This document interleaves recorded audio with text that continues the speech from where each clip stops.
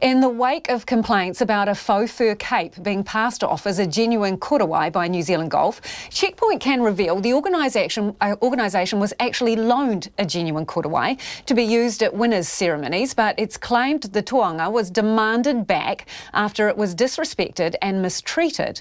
The woven feather korowai was supposed to be entrusted to New Zealand Golf indefinitely, but after it was seen folded and damaged in the corner of the New Zealand Golf office, Vic Pirihi, the man who brokered the loan, demanded it be returned to its anonymous donor. But he says before that could happen, it had to be professionally restored to what Mr Pirihi says was a magnificent korowai beyond words. Oh, it's hard to describe. It's just magnificent.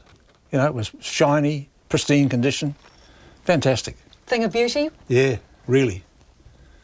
Really. And was it in mint condition when you handed it over? Perfect. Honestly, it was just out of this world. I'd never seen anything like it. And the colour, the texture? Dark brown, yeah, it looked oily, you know, it's hard to explain. It was very moving. And covered in feathers? Yep. Or? Yeah. Dark brown, light brown, orangey tinges through it. Just, God, I don't know how they did it, but it was great. And when you first saw it, what did you think of it?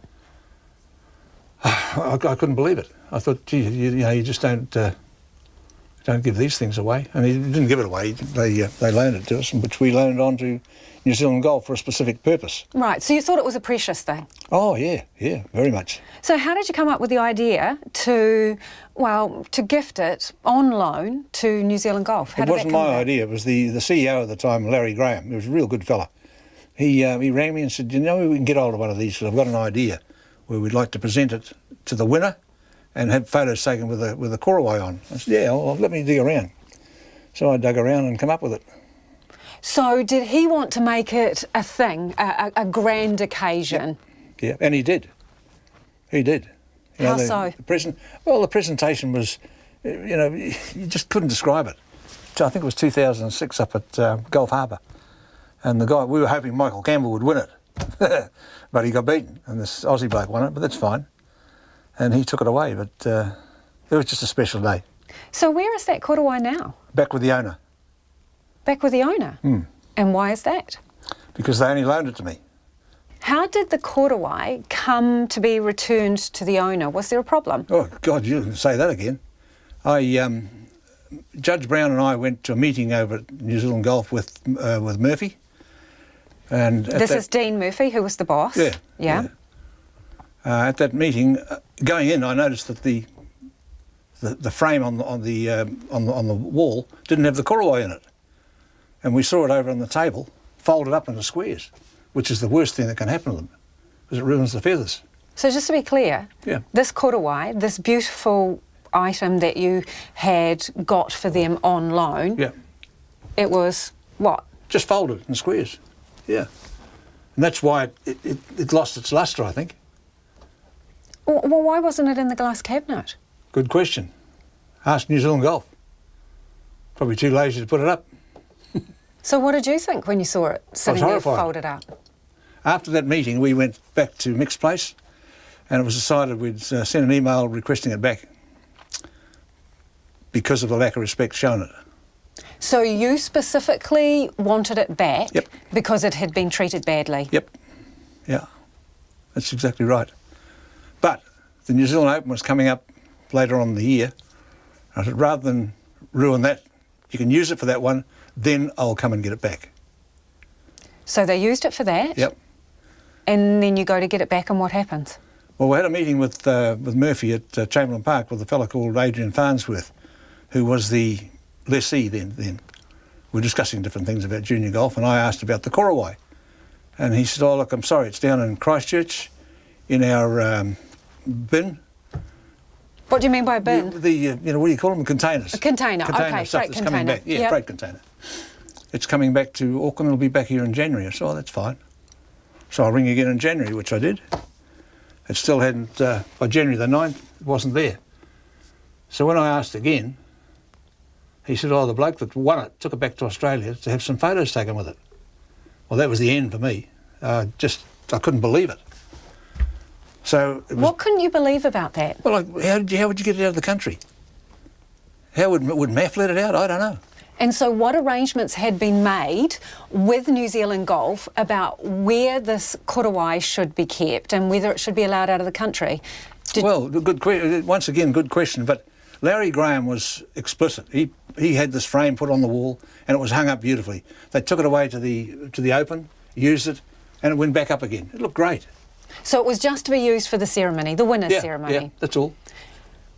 Was it your understanding that the korowai should not leave the country? Of course, yeah. Why are you so firm on that? Well, why should it? We didn't give it to take it out of the country. We gave it to New Zealand Golf to dress up the winner and then put it back in place. So they were supposed to be, well, the guardians, the kaitiaki? Yeah. How did they do their job, in your view? They didn't. They didn't. It was just a never, on and on. I was chasing shadows. And I've diaried everything on the way through.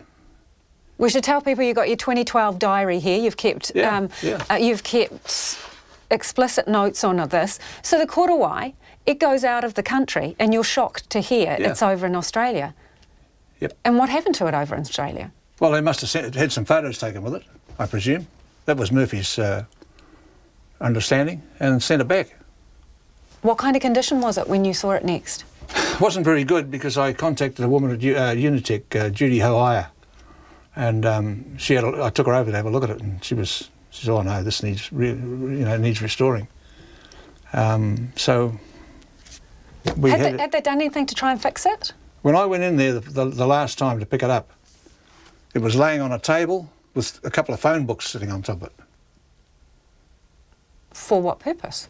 Trying to flatten the feathers out. So I uplifted it, took it over to Judy, and she fixed it. What did you make of that, to see it treated like that? I was disgusted. Disgusted. It's just total disrespect. So to be clear, Yep. the reason you took it back off New Zealand Golf was because it was so poorly treated? Yep. And they would still have it now to use at ceremonies if they'd shown it more respect? Of course. Of course. Yeah, it would still be there. But the judge was adamant, and we rang Cora Witry, who was our patron, and he said, "Oh no, we can't have that. Let's get it out of there." Do you reckon anyone would lend New Zealand Golf a genuine korowai now? I would doubt it. Would you? No, not at all.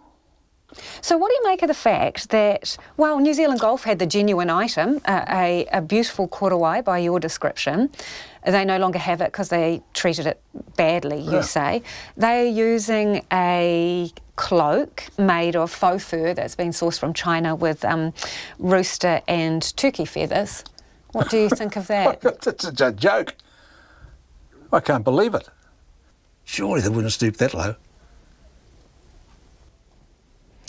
And the Murphy that Vic Pirihi was referring to in that interview, of course, is Dean Murphy. Now, he's the CEO of New Zealand Golf. In the past few minutes, Mr Murphy has emailed to say he was aware that the Ngāki Tamariki Trust had generously loaned a korowai, but it is his understanding it was returned on request some 7 or 8 years ago.